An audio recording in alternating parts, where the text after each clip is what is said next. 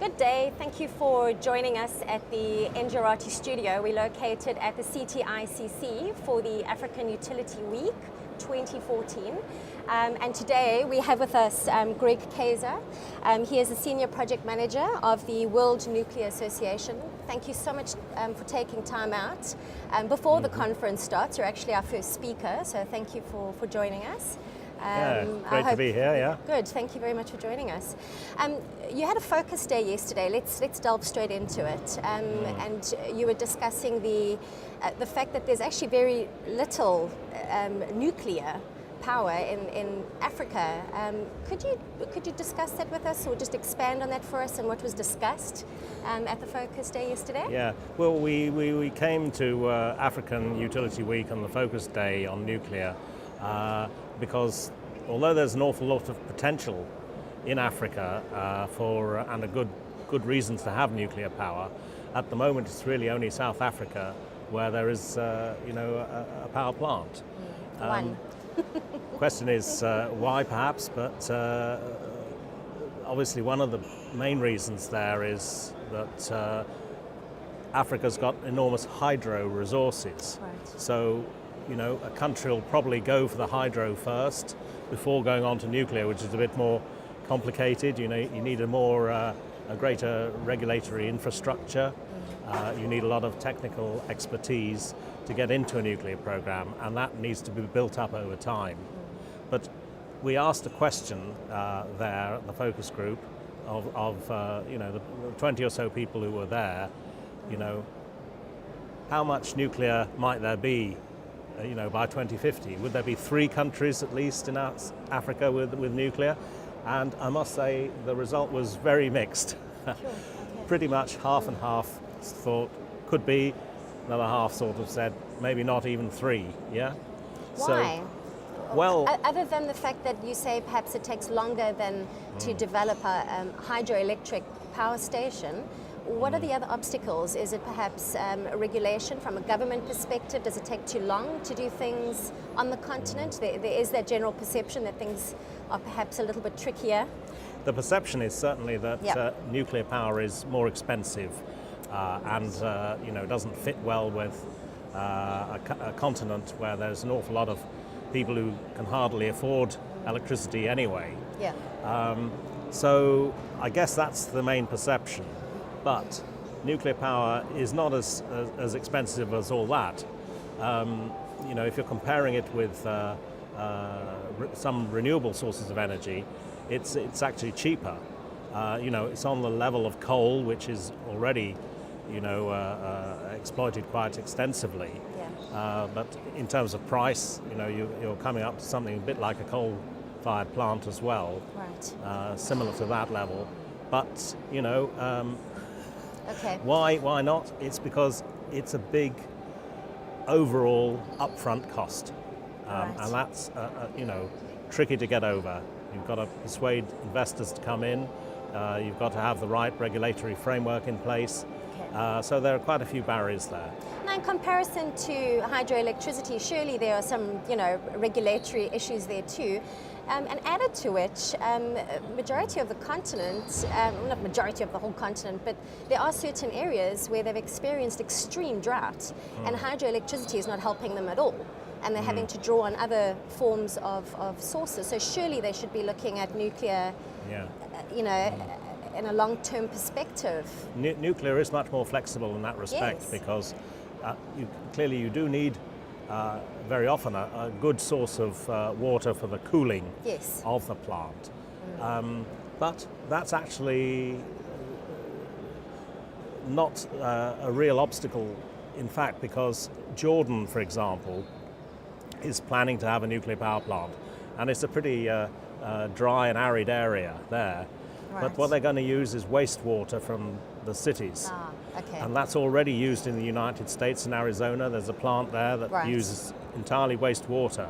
So if you can have a secure link to the an urban area's wastewater, Yes. you can actually put a nuclear power plant there as well. You don't even need a lake or need the sea. Oh, right. But of course that helps. Okay. And then the other question that I have is, Africa is pretty sparsely populated. As far as nuclear stations is concerned, they're generally close to, large, sort of metropolitan areas. How will the Nuclear World Association, or how do they intend on improving that? I mean, is it possible to build almost smaller nuclear stations closer to these sparsely populated areas? Certainly. One of the developments currently underway is to have small modular reactors. Right. Now these are essentially, 1/10 the size of your typical large plant that is being built now. Now, utilities who are going for a nuclear power plant, there are economies of scale to have a very large plant. Yeah. And it keeps the cost down. And you're going to need the same number of people to run a big plant as you need to run a small plant.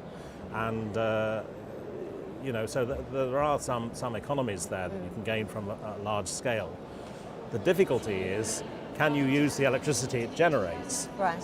And that, I think, is probably where a lot of African countries are now. Yes. Because their grids, just couldn't take up the electricity.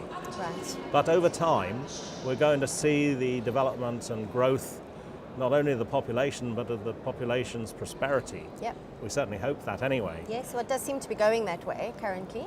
Yeah, so if you've got a critical mass of people, on middle incomes, you're now in the game where you're going to need a lot of electricity. And it's a step change, because you go from running a barrow on in the marketplace to a supermarket. That's it. A supermarket needs a lot of power there. Keep the frozen going. vegetables, Yes. the lighting, Absolutely. And everything. 24 hours a day. Yeah. Power, and that's what nuclear can provide. Okay.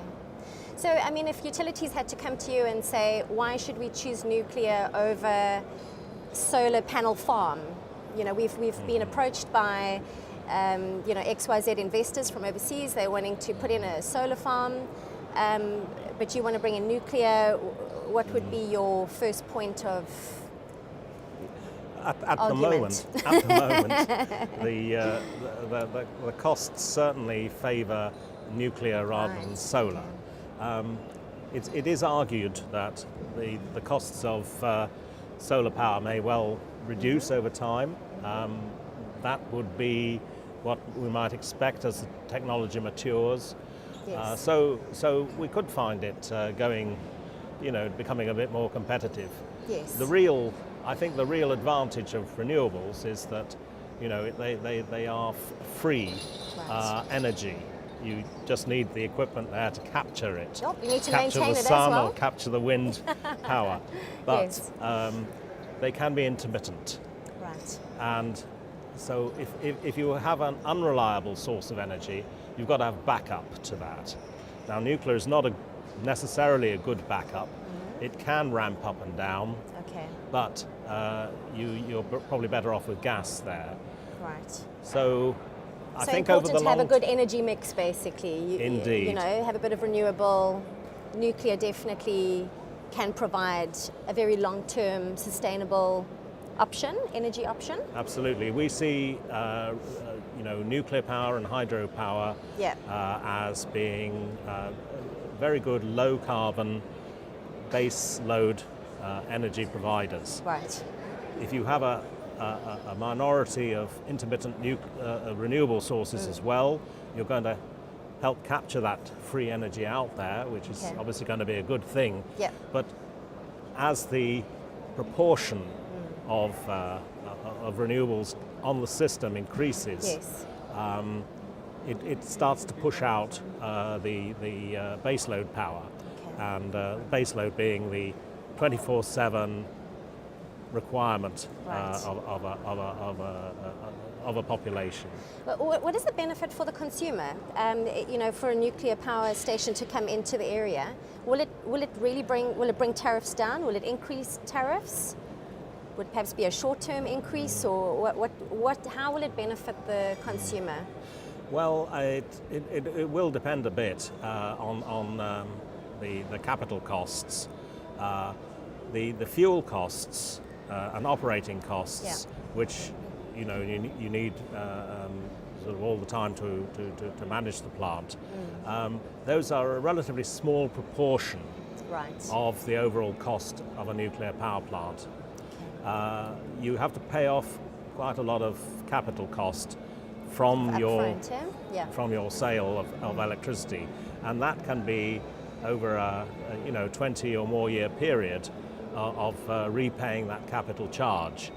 So there's quite a lot of variation around the world on those capital costs. In Asia, where they're building large-scale programs, such as in South Korea or China, they're getting those capital costs really low. About half. So there are business models that they can actually look to and almost try and copy. Is it possible for the African continent to do that? I don't see why not. Okay. The challenge is to have enough nuclear power plants to make it worthwhile to get the economies of scale on the manufacturing side. Right, yes, bring the costs down. Yep. And that's perhaps where the small modular reactors come in, because they are built in a factory, put on a train and shipped to the site, essentially. They're small enough to do that, or that's the hope anyway in the design that is currently underway in the United States in particular. But small modular reactors are also under construction in China and in Russia as well. So it's not just there. But the idea there is perhaps you build up a series of small reactors instead of having one large plant. And that means perhaps it's a bit more flexible as your demand goes up in the locality, in your urban area. As growth proceeds, you put in one to start off with, you put in another as, a few years later, and another few years after that. Africa, there seems to be a trend in Europe. Everyone's trying to go off-grid, and they're creating communities, little energy communities. This is probably already happening in Africa. I've just been speaking to Andrew Jones. He talks a lot about energy storage and how this will enhance. Do you see this happening in Africa at all? Do you see a place for nuclear in this trend towards distributed generation and a microgrid? Where do you see this moving? No, I don't think nuclear fits into that picture, really. Right. If you've got an industrial, urbanized society, it makes sense to have a nuclear element in your system. If you're trying to supply sort of very dispersed populations, low density populations who are largely engaged in sort of agriculture or tourism, those sort of things, you can get away with other forms of power generation. Okay, fair enough. Yes. All right. Okay. What is your association hoping to gain from the conference? It hasn't really started yet. It's only just started now. But what are you hoping to gain from it? Well, we want to put over the message about the benefits you can get from nuclear power. If you look objectively at the issues that concern people, and there's an awful lot of material on our website at www.world-nuclear.org. You can find a lot of information on those issues like health effects of radiation, how to dispose of nuclear materials that are now waste products or used fuel, proliferation issues, all those issues that come up in every conversation about nuclear power. Awful lot of information about that, and independent academic investigations and analysis have shown nuclear to be not only less harmful for every kilowatt hour generated than many other sources of power, but also quite affordable as a means of generating electricity. All right. So there really does seem to be quite a few opportunities and benefits for both the utility and the consumer in Africa. So I'm sure you won't have too much of a tough time putting your argument across to them. It's obviously just upfront capital. But I wish you all the best for the conference. I hope you thoroughly enjoy it. Thank you very much for joining us at the studio. Please note that we'll be doing numerous videos related to the conference, so please feel free to look over them once they are published after the conference.